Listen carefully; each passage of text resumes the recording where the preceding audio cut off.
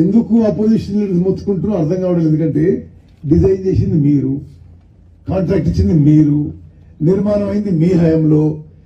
మరి మీ కమిషన్ల కకృతితో మరొకటి ఒక రీటైనింగ్ వాల్ కొలాప్స్ అయింది. అది కూడా మీ హయాంలోనే కట్టింది. డిజైన్ కూడా మీరే చేసిండ్రు, కాంట్రాక్ట్ కూడా మీరే ఇచ్చిండ్రు. ఒక్కసారి ఆలోచన చేయాలి. సుఖేందర్ రెడ్డి గారు చెప్పిన మాటలు నేను గుర్తు చేస్తున్నా. 2014లో అధికారంలోకి వస్తే ఎలక్షన్స్ వచ్చే 1-2 సంవత్సరాల ముందు ఈ పనులు మొదలుపెట్టడంలో మతలబేముందో ఆలోచన చేయాలి. మరి అయితే డిజైను నిర్మాణము మీరు చేసిండ్రు.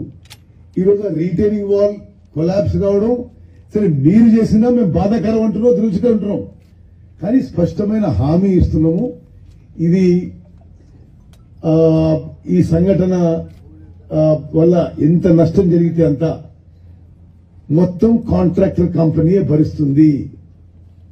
ప్రభుత్వానికి ప్రజలకి ఏమీ నష్టం ఉండదని చెప్పి చాలా స్పష్టంగా మనం చేస్తున్నాం.